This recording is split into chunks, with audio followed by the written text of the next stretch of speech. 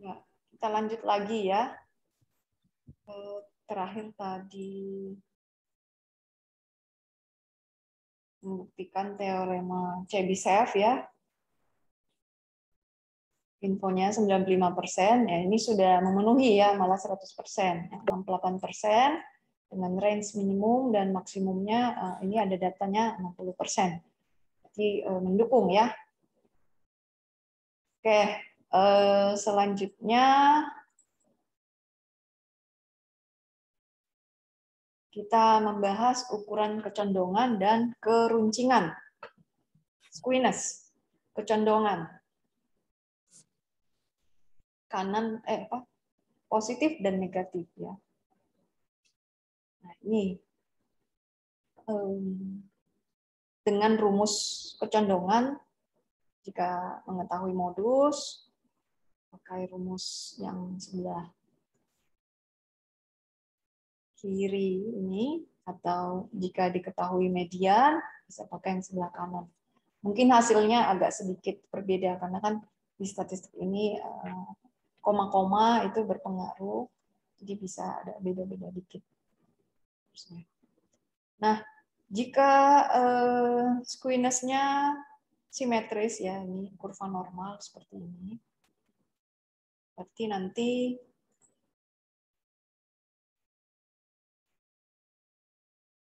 nilai tengah, median, modus berada di titik tengah ini.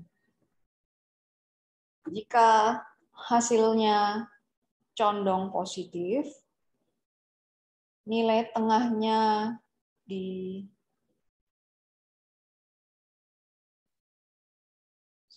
nilai rata-rata ya, nilai rata-rata itu akan lebih besar ya. Kemudian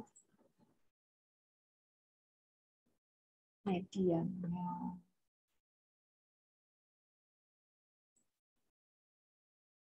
Mediannya ini berada di tengah ya.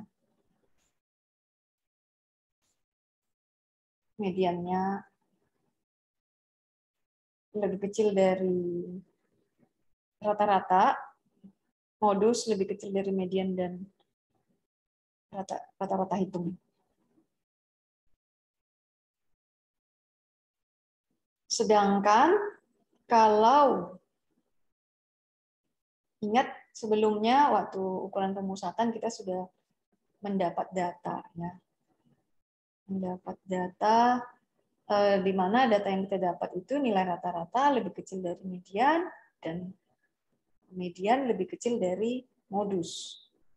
Nah, kita dapat kurvanya condong negatif. Nanti rata-rata hitungnya itu mengarah ke kiri ya. Baru ini lebih kecil, nilai rata-rata hitung lebih kecil dari median dan median lebih kecil dari modus. Kan kita lihat Excel dulu ya. Kita lagi nih.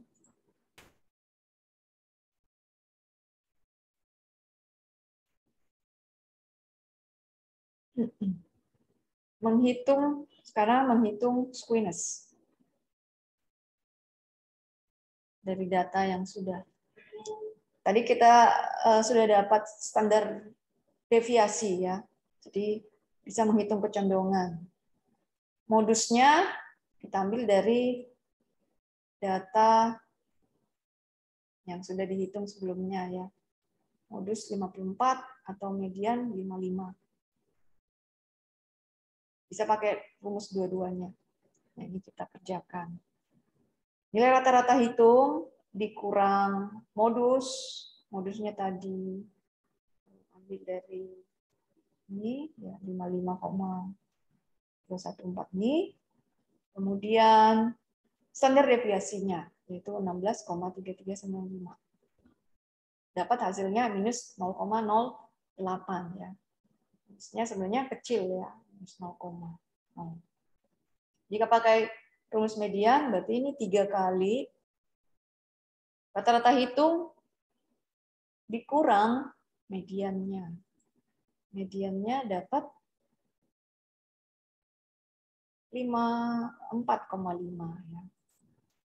Kemudian dibagi standar deviasi 16,3395. Dapat minus 0,11. Ya.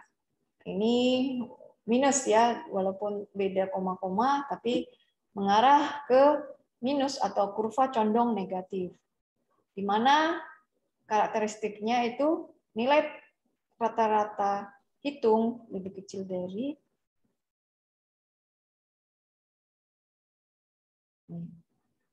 median, rata-rata hitung lebih kecil dari median, lebih kecil dari modus. Memenuhi ya, seperti ini datanya. Gambarnya begini. Jadi dengan rata-rata hitung mengarah ke kiri, negatif. Kenapa dia? Karena rata-rata hitung yang mempengaruhi data ekstrim, tinggi dan rendah ya. Jadi kalau dia mengarah ke kiri berarti lebih negatif. Kalau rata hitungnya lebih mengarah ke kanan berarti lebih besar atau bisa dibilang positif. Oke. Akan nanti dikerjakan di latihan. Oke, tadi kecondongan squiness ya. Kecondongan squiness. Jadi dalam ukuran penyebaran ada range, mean absolute deviation atau rata-rata variance, tapi jarang kita pakai, dia pakai absolute. Yang sering ini variance dan standar deviasi. C di save. Ya.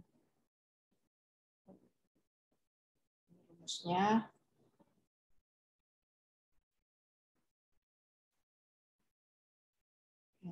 Ini kecondongan tadi, squiness.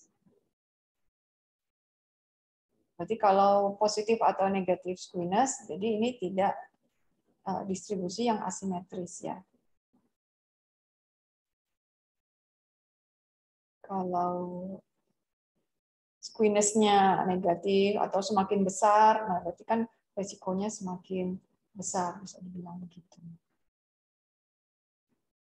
Ini ilustrasinya lagi. Bisa dilihat tadi yang kita dapat squiness negatif ya.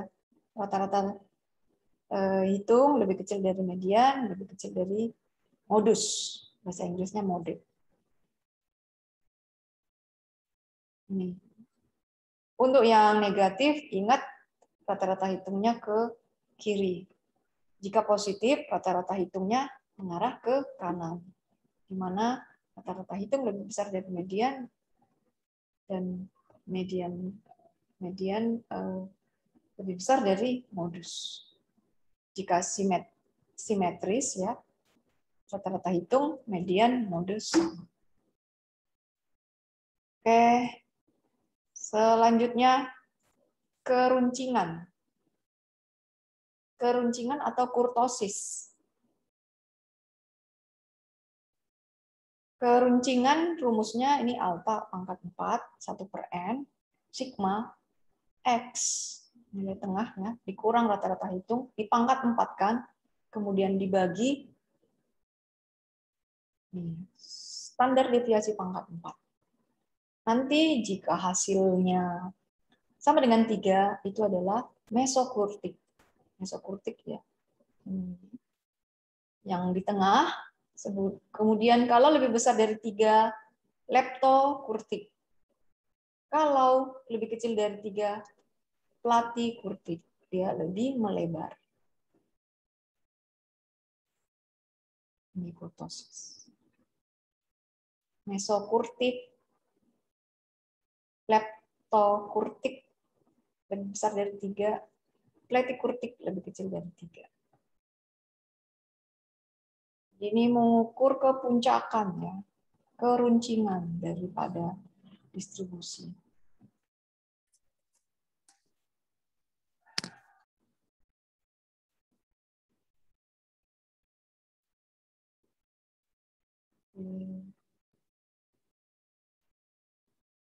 kita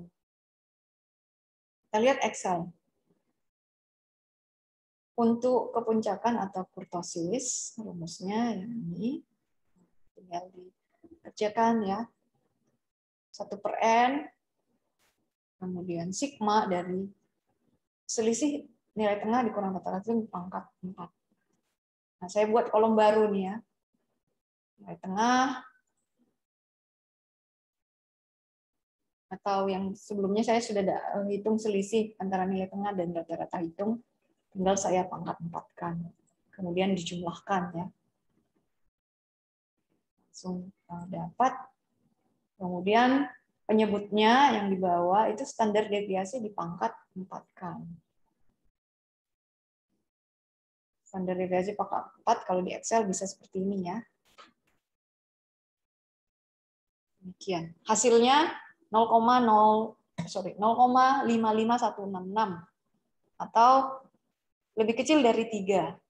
Berarti data kita ini melebar ya. Platy-Kurtic.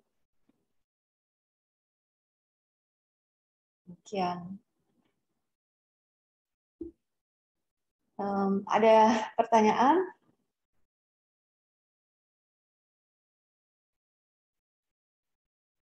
Platy-Kurtic ini ya. Ada pertanyaan?